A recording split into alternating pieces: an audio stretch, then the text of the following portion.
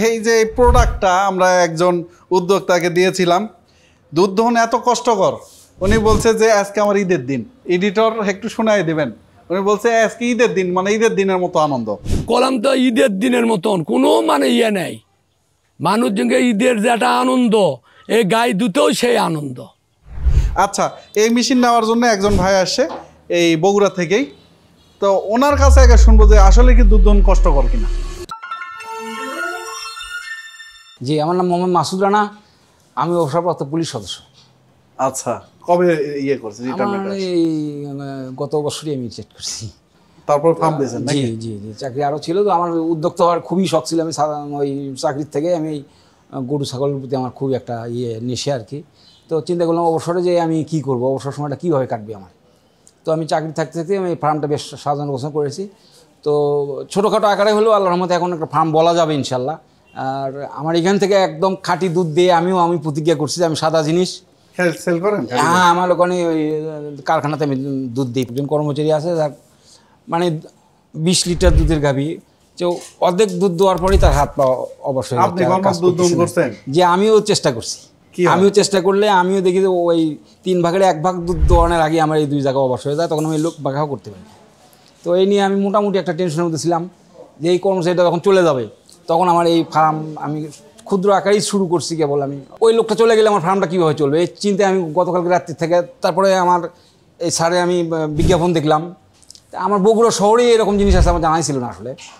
তো তখন আমি স্যারের বিজ্ঞাপন দেখে আমি অনেকটা চিন্তামুক্ত হলাম এবং আজকে সরাসরি এসে আমি জিনিসটা বাস্তবে বুঝে পাইছি।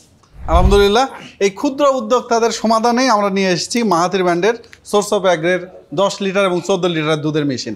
এই মেশিনগুলো আসলে পৃথিবীতে সেই জিনিসই চলে যেটা মানুষের উপকার করে। এটা অনেক উপকারী একটা মেশিন। এই মেশিনটা দিয়ে হাজার হাজার খামারি উপকৃত হয়েছে এবং অনেকে তার মাকে, তার স্ত্রীকে, তার বোনকে, কর্মচারীকে অথবা নিজের ব্যবহারের জন্য নিয়েছে। যাদের একটা গরু আছে তারা পর্যন্ত আমাদের কাছ থেকে এটা নিয়েছে। তো এটা অনেক অনেক উপকার। তাহলে উদ্যোক্তা যেহেতু হোসেন কথা বলি শোনেন, আপনার উদ্যোক্তা একটা, আপনি যদি শুধু গরু পালেন তাহলে উদ্যোক্তা বলবো না, আমি বলি না।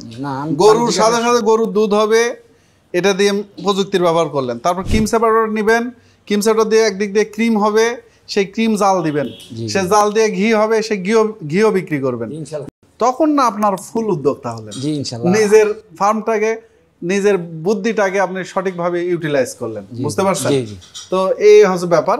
অনেকে ফার্ম করে, একজন কৃষক ধান লাগাইছে, ধান লাগায় ধান কেটে ধান বিক্রি করে, তাহলে কি উদ্যোক্তা হলো? না।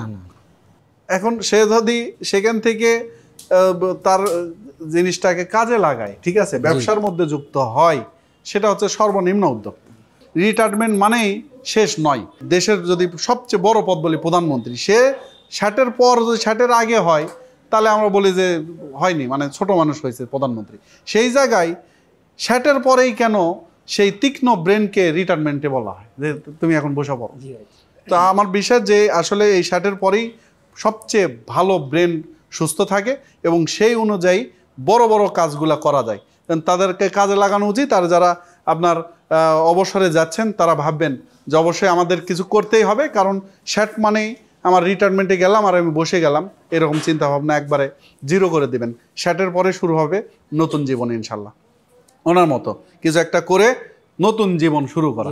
আর কাজ নাই মানে মরে যাওয়া, মানে কর্ম ছাড়া সে মৃত্যুর সমান। মানে আমার কাজ নাই মানে আমি মারা গেছি, ঠিক আছে? যতক্ষণ আমি কর্মই জীবন, যতক্ষণ বেঁচে আছি আমি কাজের মধ্যে থাকবো।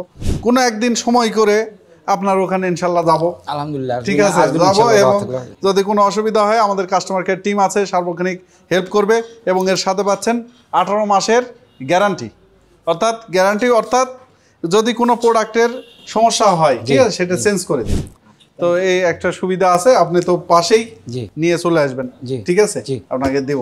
আমার জন্য দোয়া রাখবেন, ওনার জন্য দোয়া রাখবেন, নিজের জন্য দোয়া রাখবেন। কর্মই জীবন। সবাই ভালো থাকবেন। আসসালামু আলাইকুম।